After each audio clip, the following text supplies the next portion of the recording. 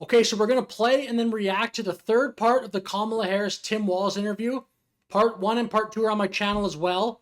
Part 2, by the way, Tim Walz didn't speak one word, so I made the point that why is he even there? We'll see if he speaks more in this installment. I believe he has a little bit of speaking in this one, but I'll play it here and we'll get into it. Yeah, we'll start it off. Governor Walz, the country is just starting to get to know you. There, perfect. I want to ask you a question about how you've described your service in the National Guard.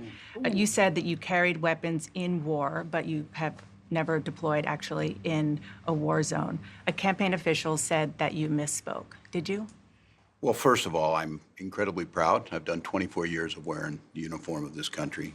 Equally proud of my service in a public school classroom, whether it's Congress or the governor. My record speaks for itself, but I think people are coming to get to know me. I speak like they do. I speak candidly. I wear my emotions on my sleeves, and I speak especially passionately about our children being shot in schools and around guns. So I think people know me. They know who I am. They know where my heart is. And again, my record has been out there for over 40 years. So just totally didn't answer the question, but speak for itself. And the idea that you said that you were in war. Yeah. Did you misspeak as the campaign has said? Yeah, I said we were talking about, in this case, this was after a school shooting, the ideas of carrying these weapons of war. And my wife, the English teacher, told me my grammar is not always correct. But again, if it's not this, it's an attack on my children for showing. And by the way, he got away with that. Like, I think I'll double check in the clip here right now, but she did not press on the grammar being incorrect. Just say something that's completely false. You can't blame that on grammar. Oh, my wife's an English teacher. She corrected my grammar. No, you just said something that was completely untrue. If I said that this is on Rumble, that's not like a mistake of grammar. That's just something that's not true at all. This is on YouTube. I don't know how he gets away with grammar. I saw some pretty funny tweets about this, of people kind of mocking him about this. It was just my grammar was wrong. Like, what are you trying to conjugate a verb, learning a new language or something? What is happening? Love for me, or it's an attack on my dog. I'm not going to do that. And the one thing I'll never do is I'll never demean another member's service in any way. I never have, and I never will. I just one other question, because again, this is all new. Yeah. Don't quote me on this. I'm pretty sure he's gone back and forth with JD Vance about this, but I mean, I'm not going to look it up at this moment, but yeah, we'll see. Maybe I don't know. Let me know in the comments. This was not, however many days ago, this was not on either of your bingo cards, especially yours. You had to clarify that you had said that you and your wife... And see, she doesn't press him on the grammar thing, but at least the chyron on CNN is kind of... That's essentially mocking him. My grammar is not always correct. That's actually pretty funny. I'll make the point here now that a lot of people said that this interview was such a disaster for Kamala and Tim.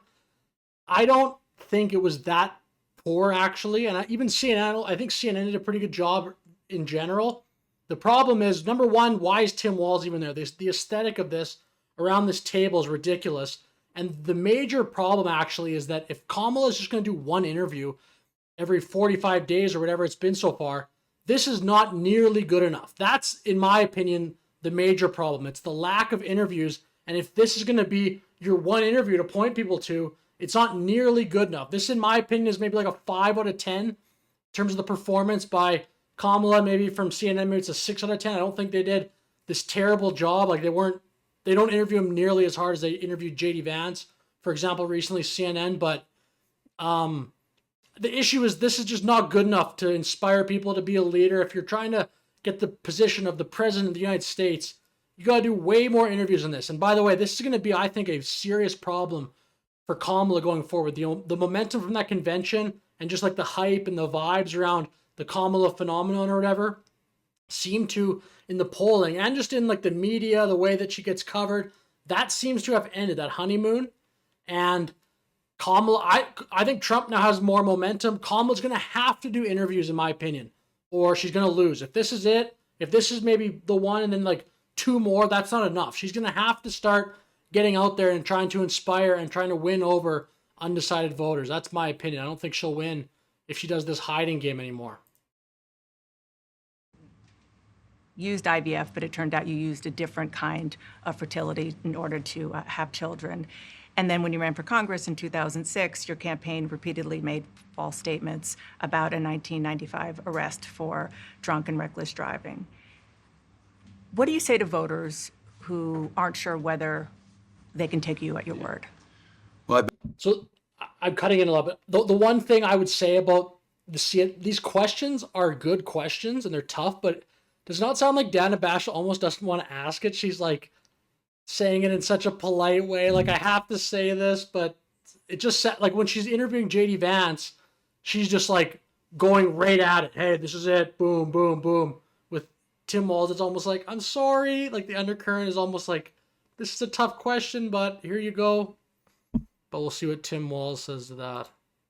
I've been very public. I think they can see my students come out, former folks I've served with, and they vouch for me. I certainly own my mistakes when I make them. The one thing I'll tell you is I wished in this country wouldn't have to do this. I spoke about our infertility issues because it's hell, and families know this. And I spoke about the treatments that were available to us that had those beautiful children there. That's quite a contrast in folks that are trying to take those rights away from us. And so I think people know who I am. They know that record. They've seen that. I've taught thousands of students. I've been out there. And I won't apologize for speaking passionately, whether it's guns in schools or protecting of reproductive rights. The contrast could not be clearer between what we're running against. The Vice President's position on this has been clear. And I think most Americans get it if you've been through that. I don't think they're cutting hairs on IVF or IUI. I think what they're cutting hairs on is an abortion ban and the ability to be able to deny families the chance to have a beautiful child. Vice President Harris, you were a very strong. But I don't know, that he deflected. That answer was fine, I guess. That little graphic though that just came in, like the CNN star coming across the screen, I wondered if those are the moments where CNN is saying that the interview was edited, because the word is that this interview has been edited. I don't know if CNN's confirmed that, but that's been a lot of the leaks, that they cut out a decent amount. I wonder if that star graphic that came across the screen represents a part where they, like, maybe they had 5 minutes before this clip right here, which is on screen right now, that they did not put out. I don't know, but it'd be interesting to see if the unedited version of this interview ever does come out. It never will, but yeah. Staunch defender of President Biden's capacity to serve another 4 years. Right after the debate, you insisted that President Biden is extraordinarily strong. Given where we are now, do you have any regrets about what you told the American people? No, not at all. Not at all. I have That's a good question. served with President Biden for almost 4 years now, and I'll tell you, it's one of the greatest honors of my career, truly.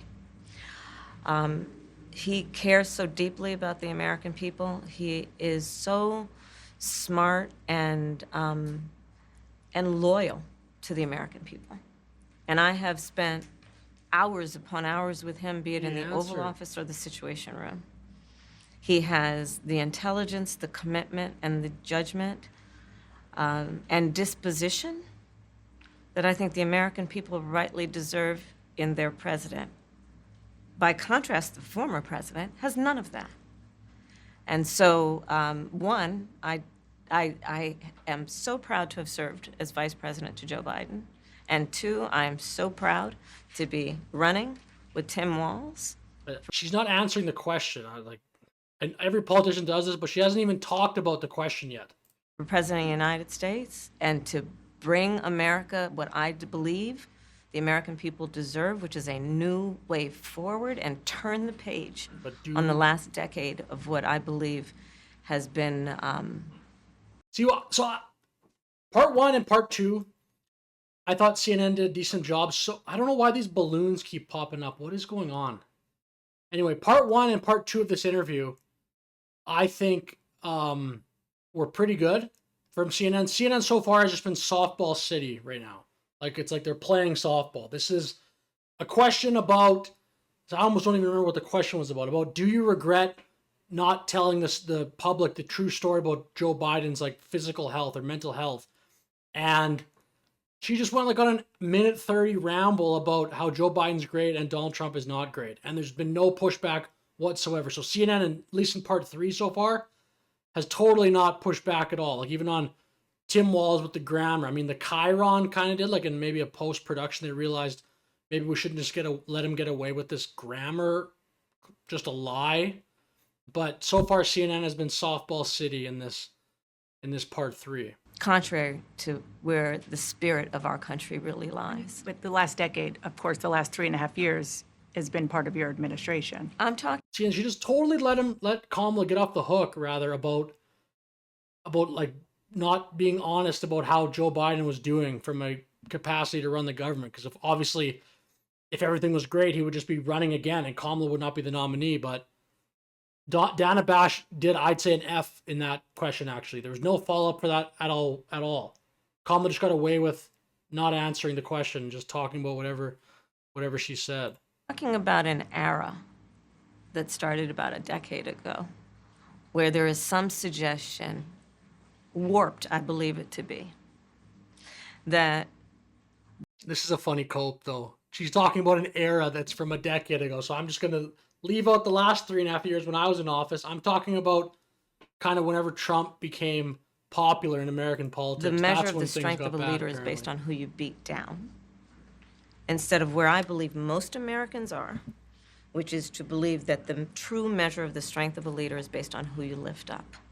That's what's at stake as much as any other detail that we could discuss in this election.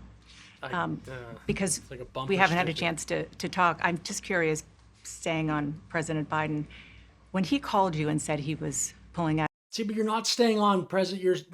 This is just another fluff question coming up. Oh my goodness. So yeah, this is definitely the part of the interview where I can see actually now starting to see why CNN did a poor job here. Part 1 and 2, like they're on my channel, they're actually not bad, but this is just a fluff. Kamala didn't say a word about not being honest with the American people about how Joe Biden was running the country from a cognitive point of view. And now she's just this is such a softball question here, you can tell. Out of the race. What was that like? And did he offer to endorse you right away, or did you ask for it? It was a Sunday, so here I'll give you a little too much information. It's Go a for it. pointless- There's no such thing. pointless. I'll as play Vice it, but President. this is My nothing. family was staying with us, and including my baby nieces, and we had just had pancakes and, Auntie, can I have more bacon? Yes, I'll make you more bacon. And then we were sitting down to do a puzzle. And the phone rang, and it was Joe Biden. And he told me what he had decided to do. And I asked him, "Are you sure?" And he said yes. And that's how I learned about it. And what about the endorsement? Did you ask for it? He was very clear that he was going to support me. So when he called to tell you, he said, I'm pulling out of the race and I'm going to support you. Well, my first thought was not about me, to be honest with you. My first thought was about him, to be honest. I think So I made this point, and I didn't catch this necessarily because I don't really notice this type of stuff because I don't have the best eye contact. Like I don't look at the camera all the time, but it is very interesting how a huge percentage of this interview, Kamala's looking at the ground, and I don't think she's looking at notes. I don't think that. Like I don't think the chance of that is zero, but I don't think that would be allowed just in case it ever got out. CNN's reputation would go from 0 to negative 100. CNN, yeah, but laughing at my own joke there, but which is not even that funny. But she's looking down all the time. I don't think that's a great trait in a leader, just looking at the floor. Yes, this is about Joe Biden and the economy. Like, I mean, maybe she'll work on that next time, but I do think that was a great point that I did see on the online. history is going to show a number of things about Joe Biden's presidency. I think history is going to show that in so many ways it was transformative, be it on what we have accomplished around finally investing in America's infrastructure, investing in new economies, in new industries, what we have done to bring our allies back together and have confidence in who we are as America and grow. See, this actually is Kamala's not even answering a question, but she might be making a little bit of a tactical error right now, because this is sort of the dance that she has to get around now, is that she has to try to convince Americans and undecided voters that she's going to do better than the current administration. Like, if Kamala runs just on the way things are going, there's not like an impending catastrophe in America right now, but I don't think she'll win just on the message of keep things the way they are. I think there's enough people in America that have issues with housing, affordability, immigration, the way that the foreign policy has gone awry. Kamala probably won't win just on Joe's record, so she's kind of almost voluntarily starting to talk about all the things that Joe Biden has done correctly, which she's of course attached to because she's the current vice president. So I don't know if she's doing this on purpose. She's kind of probably going off the cuff here, but the game for Kamala is pretty much trying to like kind of have both best of both worlds if she can. Like, take the good stuff that Joe Biden has been doing, with whatever those things someone could argue are, and I'm a different person. I'm gonna have this whole new thing and do all these things better. Grow that alliance, what we have done to stand true to our principles, including the one of the most important international rules and norms, which is the importance of sovereignty and territorial integrity. And I think history is going to show not only has Joe Biden led an administration that has achieved those extraordinary successes, but the character of the man is one that he has been in his life and career, including as a president, quite selfless and puts the American people first. I just have to ask you both about two standout moments, aside, of course, from the addresses that you both gave, but standout moments that were perhaps unexpected during the convention. You mentioned one of them, Governor. A moment that you shared, that the world shared with your son, Gus. You were speaking, the camera caught him, so incredibly proud of you, so emotional, saying, "That's my dad." Yeah, So, by the way, many conservatives online went after this guy for this. That's so dumb. Like, this, whatever. He just has like a very emotional moment. That's fine. I don't know. I think not many people really did, but there was a few somewhat prominent, I'd say like pretty fringe accounts, like the woman who went viral for saying the N-word, who's like pretty crazy. That woman, by the way, doesn't know what she's talking about. I think she was like even on Tim Pool, basically saying, I have no clue what I'm doing really. But she went viral for making fun of this guy. She's like a joke, I would say, for that. And then I believe Dinesh D'Souza did as well.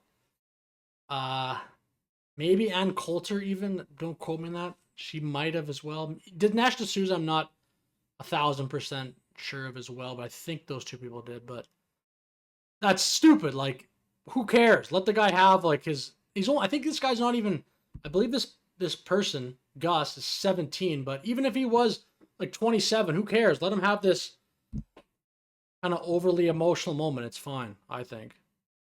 I don't know as a father I could have ever imagined that. I'm grateful for so many reasons to be on this ticket, but that moment, to understand what was really important, to have my son feel a sense of pride in me, that I was trying to do the right thing. And it was, you try and protect your kids, it brings notoriety and things, but it was just such a visceral, emotional moment that I'm grateful I got to experience it, and I'm so proud of him. I'm proud of him. I'm proud of Hope. I'm proud of Gwen. She's a wonderful mother, and these are great kids. And I think the one thing is, talking about the era we're in, is our politics can be better. It can be different. We can show some of these things. And this sort of actually encompasses, I think, the changing in the moment in American politics. Like everything moves really quickly, but the vibes and we're the nice and we're like the party of, I'm talking about Kamala and Tim Walz. They come in here and we're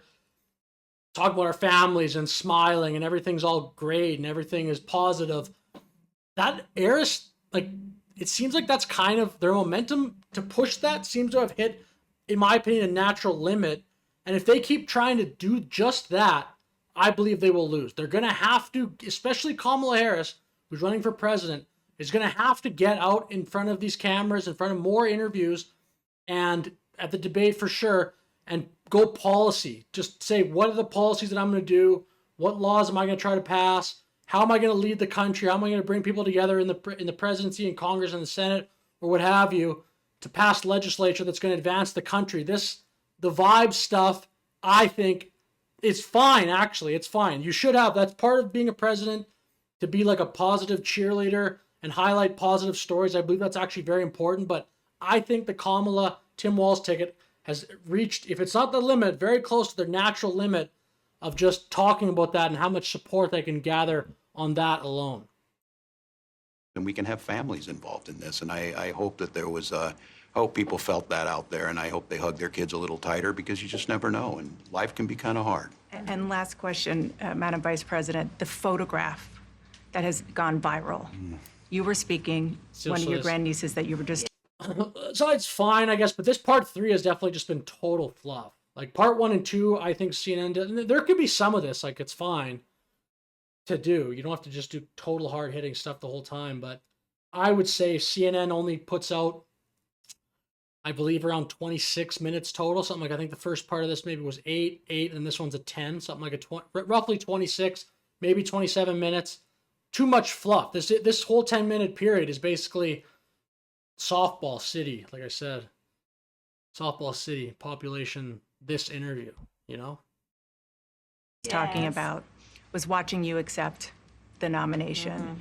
You didn't explicitly talk about gender or race in your speech, but it obviously means a lot to a lot of people, and that viral picture really says it.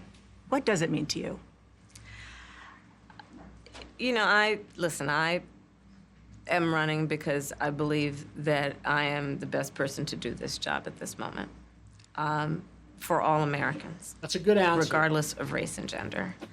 But I did see that photograph, and I was deeply touched by it. And you're right, it's the back of her head, her two little braids, and then I'm in the front of the photograph, obviously speaking. And it's very humbling. It's very humbling in many ways. Did she talk to you about it afterwards? Oh, she had a lot to talk about. She had a lot. She listened to everything, and she listens to everything. Give you your hot takes? Oh, yeah, definitely. Madam Vice President, Governor Walz, thank you so much for your time. Appreciate it. Thank you. So that was a good answer, I would say, to close out. Like, it's a softball, but still, Kamala, that's a good answer. I made that point in one of the other videos. It's actually smart, I believe, Kamala Harris to not go like peak woke 2020 and just go gender and race, because again, like, I think she handled this good. She talked about it a little bit. She said, oh, it's nice and it's a great photo. I never saw the photo just except for this interview, but it's looked like a fine photo, and I think it's fine for Kamala to acknowledge that. I think politically, I'd say the way the mood of politics in the country or whatever, I think she handles that well, because I think if she goes too much on the race and the sex part of this, like the gender and the race, you're not going to win any new voters over. Those people that consider those very like important parts of politics are probably already going to vote for you. And there's the people in the middle, and there's a lot of people like this now, I would say, lately, who just kind of roll their eyes if you go too hard on it now. Whether you think that's fair or not, it's probably not. Like, it potentially has kind of, maybe even the pendulum swung too much to the part where people too quickly want to shut those conversations down, or not even shut them down, but just too quickly will sort of check out and roll their eyes because it's happened so much in the last 5 years. But I do think, from a political calculation standpoint, in my opinion, it's smart to acknowledge it, but don't go too much on it, because I think the mood of that it was just so overblown for so many years in the last 7 years or something. But that's my opinion. But anyway, with that said, part 3, I'd say part 3 was the worst for CNN in terms of performance. So I'd say CNN did, like I said, a little worse job than they did in part 1 and 2. Kamala and Tim, maybe the beginning of this interview was pretty poor, but I think their answers were a little bit better towards the end. I think it's fine to show the vibe stuff, but as I said, they are not going to win the election, in my opinion, just on the vibes. And their media schedule right now is sort of pointing to the fact that they want to win on the vibes, because Trump's doing but he's doing multiple interviews all the time. I think Trump had a great week, actually, for media interviews, for some polling, for some momentum. He's up He's up relative to where he was just a week ago in most betting markets. And I think Kamala had a bad week, and I think she's got to step up now on policy, in my opinion. And I hope she does a bunch more interviews, because if she does, say she does 10, 15 before the election, every interview won't be scrutinized this much. This interview's been scrutinized so much because it's all people have to go on. So anyway, with that said, I'll end the video there. Thank you for watching. Let me know your thoughts in the comments. Have a good day.